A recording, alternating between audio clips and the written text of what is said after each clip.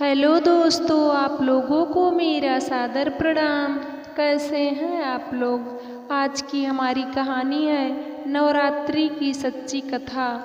प्राचीन समय में सुरथ नाम के राजा थे। राजा प्रजा की रक्षा में उदासीन रहने लगे थे। परिणाम स्वरूप पड़ोसी राजा ने उन पर चढ़ाई कर दी।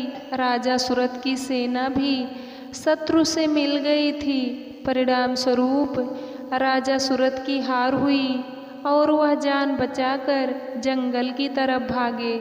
उसी वन में समाधि नाम का एक बनिया अपनी स्त्री एवं संतान के दुर्व्यवहार के कारण निवास करता था।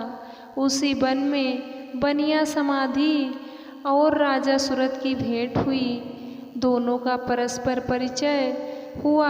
वह दोनों घूमते घूमते महर्षि मेघा के आश्रम में पहुँचे।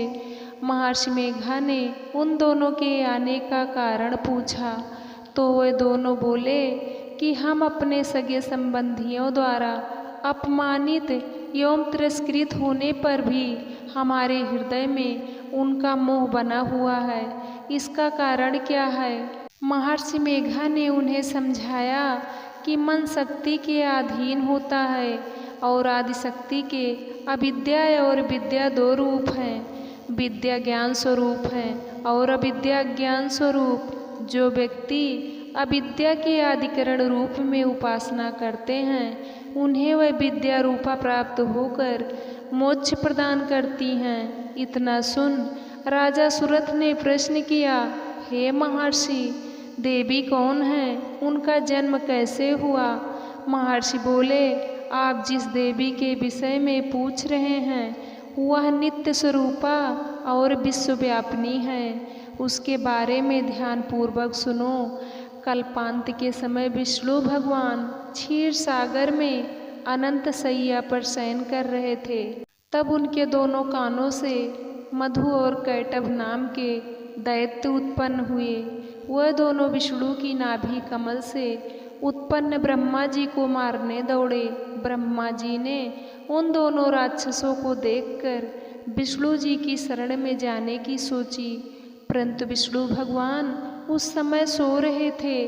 तब उन्होंने भगवान विष्णु को जगाने हेतु उनके नयनों में निवास करने वाली योग निद्रा की स्तुति की। परिणाम स्वरूप तमोगुण अधिष्ठात्री देवी विष्णु भगवान के नेत्र, नासिका, मुख तथा हृदय से निकलकर ब्रह्मा जी के सामने उपस्थित हो गई।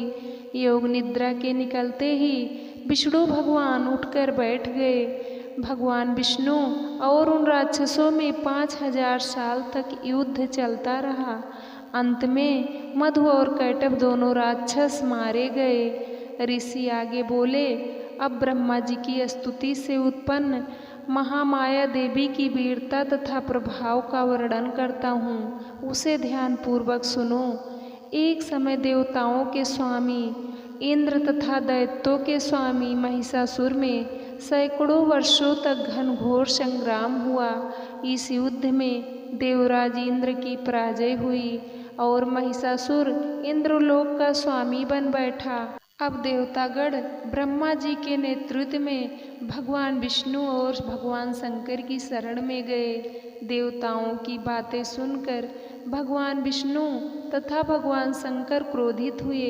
भगवान विष्णु के मुख तथा ब्रह्मा जी और शिव जी तथा इंद्र आदि के शरीर से एक तेज पुंज निकला, जिससे समस्त दिशाएं जलने लगी और अंत में यही तेज पुंज एक देवी के स्वरूप में परिवर्तित हो गया।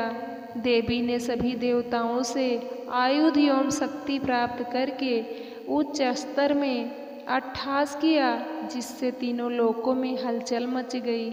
महिषासुर अपनी सेना लेकर इस सिंहनाद की ओर दौड़ा।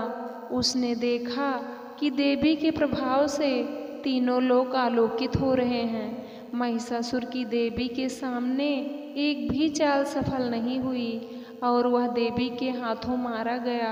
आगे चलकर यही देवी शुंभ और निशुंभ राक्षसों का वध करने के लिए गौरी देवी के रूप में अवतरित हुई। इन उपरोक्त व्याख्यानों को सुनाकर मेघा ऋषि ने राजा सुरथ तथा बनिया से देवी स्तवन की विधिवत व्याख्या की।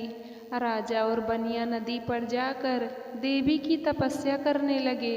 3 वर्ष तक घोर तपस्या करने के बाद देवी ने प्रकट होकर उन्हें आशीर्वाद दिया।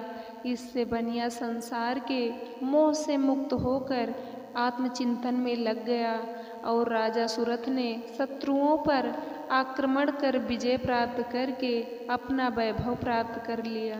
जय माता दी। आप लोगों को नवरात्रि की ढेर सारी शुभकामनाएं। दोस्तों, यह कहानी आप लोगों को कैसे लगी आप लोग कमेंट करके ज़रूर बताना। चैनल को सब्सक्राइब करना, वीडियो को लाइक करना, शेयर करना। वीडियो को अंत तक देखने के लिए आप लोगों का तहे दिल से धन्यवाद।